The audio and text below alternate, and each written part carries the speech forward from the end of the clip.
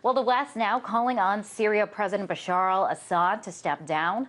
A draft resolution formed by the Arab League and backed by the U.S. and European Union calls for Assad to hand power over to his deputy. The West says the move is aimed at bringing peace and stability to Syria, where violence between government forces and rebel fighters rages on. Now, the U.S. and EU stand behind this resolution, but Russia is not on board. Moscow says it will block the UN resolution over fears the move will allow the West to militarily intervene in the country. And Russia is one of the 5 council members with the power to veto the resolution. RT's Anastasia Churkina joins us live now from our studio in New York. So Anastasia, I know that you have been following the UN security talks. What is the latest? Well, Liz, after an entire over 3 hours of sitting around, talking around a round table, there's certainly not any steps closer to a unified position at the Security Council today. As we've been reporting, top-notch diplomats spearheaded by the U.S. Secretary of State Hilary Clinton, as well as her British and French counterparts, descended upon the United Nations headquarters here in New York City to try to convince the rest of the international community, including Russia and China, who do not support the position that the U.S. and the West and the Arab League are taking when it comes to the Syrian crisis, basically have been attempting to get the countries to agree. This has not been the case. Of course, one of the key elements of this resolution that we're talking about here is a regime change in Syria. And this is something that Russia has been very vocal in saying it would not support. The Russian foreign minister says it's just not Russia's job, or the international community's for that matter, to call for regime change. Take a listen. It's not a part of Russia's foreign policy to ask leaders to step down. Regime change is not our job.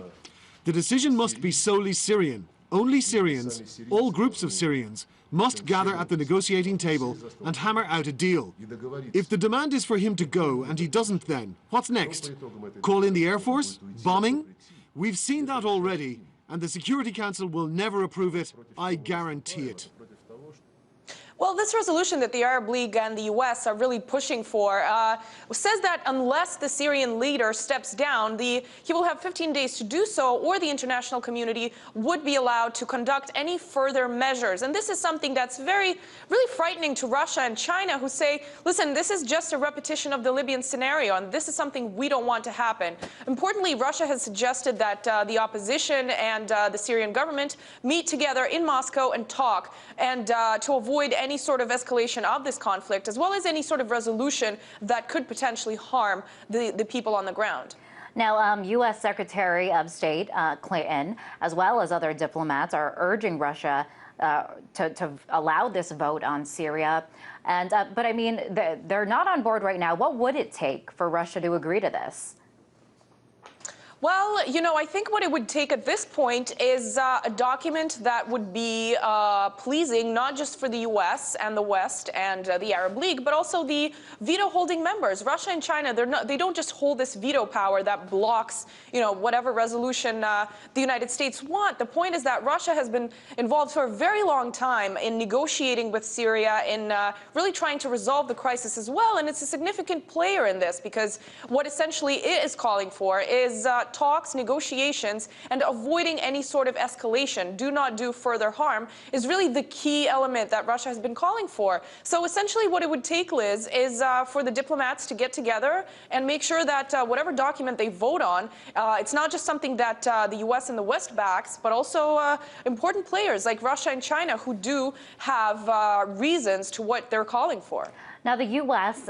Is presenting this as a humanitarian effort. We heard from Clinton today. She said, quote, "We all have a choice, stand with the people of Syria and the region, or become complicit in allowing violence there." But, you know, Russia and China, they are not buying this argument. Why not?